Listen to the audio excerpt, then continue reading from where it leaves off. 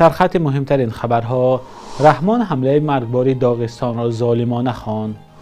جزا برای فالبینی در تاجیکستان وزنین شد و جنگ اسرائیل و حزب الله آغاز می شود.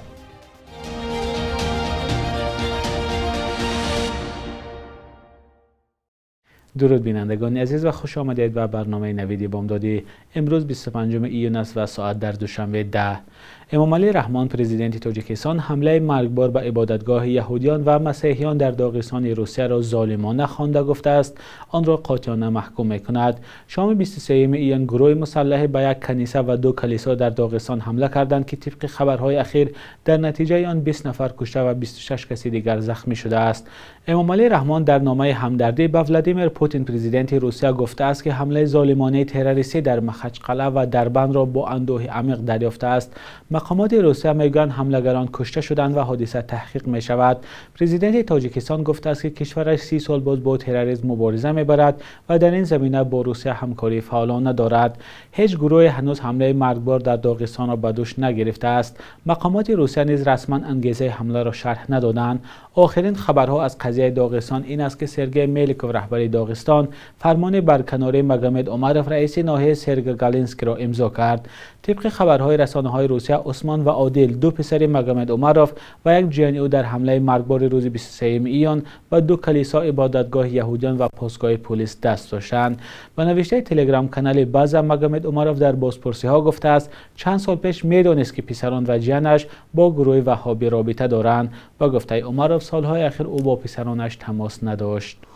جزا برای سحر و جادو کردن و فالبینی در تاجیکستان سخت‌تر شد. تا این وقت برای این کارها گناهکار را از 2 تا 3000 سومانی جریمه می‌کردند، اما بر اساس تغییراتی نو به کدکس جنایی که به اجرا درآمد اکنون ساحران و فالبینان تا 144000 سومانی جریمه یا تا 2 سال زندانی می‌شوند. مقامات دوام 3 ماه اخیر 10 نفر را با اتهام فالبینی و جادوگری دستگیر کرده نوار بازپرسی آنها را در شبکه‌های اجتماعی پخش کردند. در این نوارها که معلوم نیست تحت چه شرایطی ثبت شدند، زنان و مردان میان سال میگویند که بر عوض مبلغ ساحری میکنند، اما پیوندان بعضی از این بازداشت شده ها بر رادیو آزادی گفتند نه همه آنهایی که از سوی مقامات همچون ساحر نمایش داده شدند به این کار مشغولند. پیوندان یک از این بازداشت شده ها گفت او به مثل گذشتگانش دعاهای دینی میخواند و به جادوگری ربطی ندارد. ریاست کارهای داخلی دوشنبه آخر هفته گذشته 2 جوان دختر را برای پهن کردن نوارهای نیم عریان و غیر اخلاقی بازداشت کردند. در خبرنامه رسمی پلیس دوشنبه آمده است که این دختران یکی 26 و دیگری 24 سال دارد. هر دو ساکن دوشنبه بودند. نظر این دختران جوان به حرفهای مقامات معلوم نیست. دفتر مطبوعات ریاست کارهای داخلی دوشنبه میگوید دختران برای زیاد کردن شماره عبونتیان خود منتظم رسم و نوارهای نیم عریان و بیرون از آداب و اخلاق را در شبکه‌های اجتماعی پهن کردند. مقامات میگویند این نفران را در اساس واکنش شهروندان دستگیر کردند. قضیه یک از این دختران را به دادگاه فرستاده ولی نگفتند که او چی جزا گرفت. جوان دختر دومی به گفته مقامات از کارش پشیمان شده آگاهانیده شد. نظر این دختران و والدین آنها به این اتهام تا این دم دسترس نیست. قانونگذاری تاجیکستان تبلیغ فحشا را منع کرده است. در اکثر وقت به مردم میگویند که صبر کنید و شکرانه باید کرد. حتی در جلسه حکومت پرزیدنت امام علی رحمان مردم را به شکرانه کردن دعوت میکند. همکاران ما در شهر باختر از مردم پرسیدند که آیا آنها شکرانه میکنند، از چه شکرگزار هستند و آیا در مقابل نرخ و نوا شکر میگویند. همین شکرانه میکنیم که ساخت سلامت گشتیم، زمان چینجه بعد دست بعد پمپ گردیم میبینیم، چه به شکرانه نکنیم. هر که در مسئله نرخ نوا خیلی دایر باید اقتصادی چه خیلی بخوریم. ایجاد این بحران در تمام دنیا خیلی در یک ماه خیلی توخت میکنیم، شکر میگیم در یک ماه نیست که تمام تلویزیون نگاه میکنیم، در رسانه‌ها میخونیم، در جهان هم میخونیم. خیلی در همه حالات که در وضعیه اگه زندگی بلندی پاسی داره همه ایده باید صبر کنیم، طاقت کنیم، صبر کنیم. مگه گوره حالا میپذد مش نعمت میکنیم، شما سلامتی میگیم، شما وطن میگیم که ما در وطن آباد تیم گشت هستیم. شکر میکنیم که مثلا ما در زندگیمون کمبودی نداریم، فرزندان خوب داریم، اویلای خوب داریم، زندگی خوب داریم. شکر همین میکنیم. این صبر خوبه کنیم، همه کار صبر کنیم. همه شکرانه دولت، شکرانه کنجی، شکرانه آزادی. سال برو خیلی کار میکنن، سال همش خیره، خیلی ارزان شده.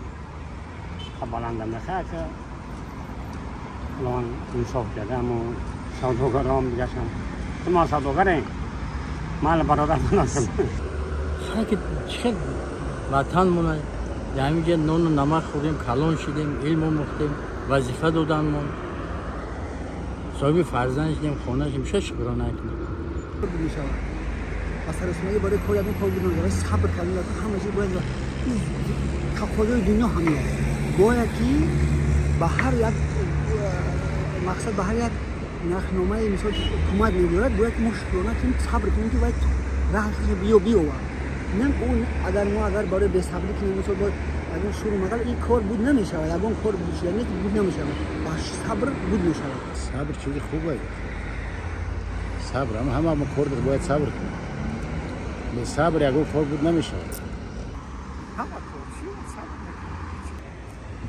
باشه اگر اون سوالش ما جواب بدونم بینندگان عزیز نظری شما در این موضوع چیست؟ لطفاً در زیر برنامه نویسید.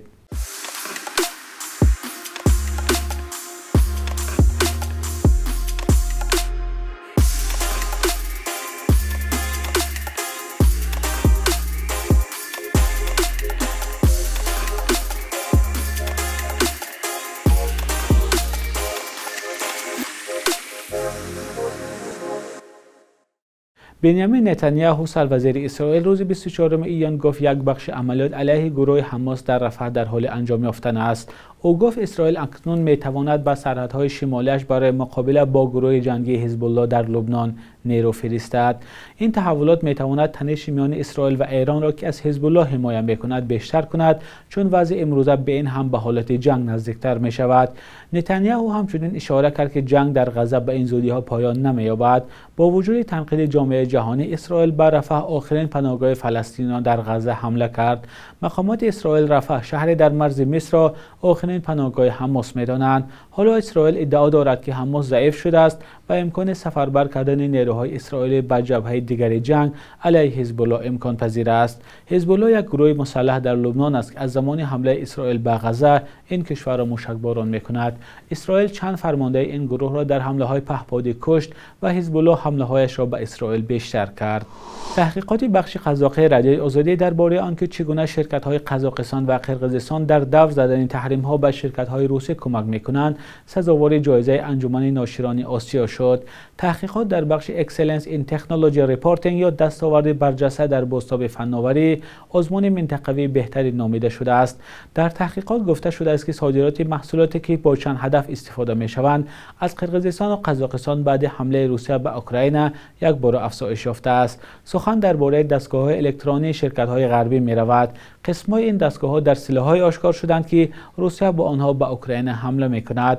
برندگان جایزه را هفته گذشته در هنگ کنگ اعلان کردند سوفا اور از سوی انجمن ناشران آسیا تقدیم می‌شود.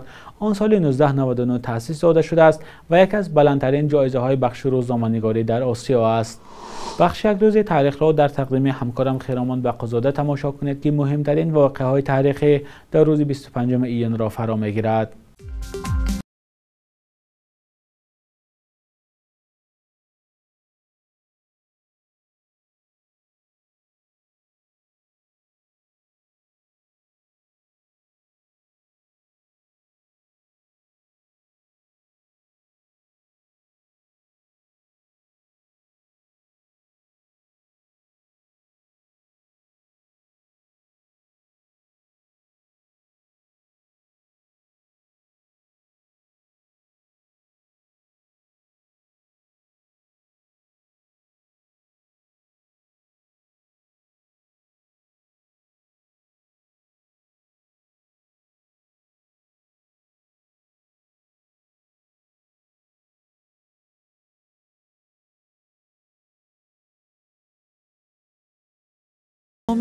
از شکنجه در بازداشتگاه و زندان‌ها میباشد. 25 ایون سال 2015 اتحادیه بین‌المللی محافظت طبیعت مرخور یک جانور زیبای کوهستان تاجیکستان را از فهرست جانوران در ورطه نابودی بیرون کرده است.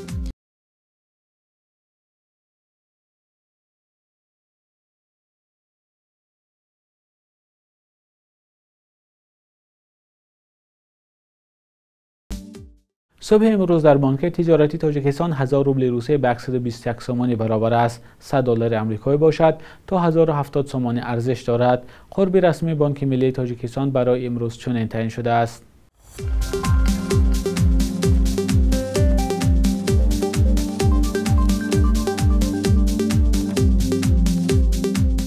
بینندگان عزیز، مهلتی برنامه نویدی بامدادی به انجام رسید. ممنون از همراهیتان تا آخر برنامه.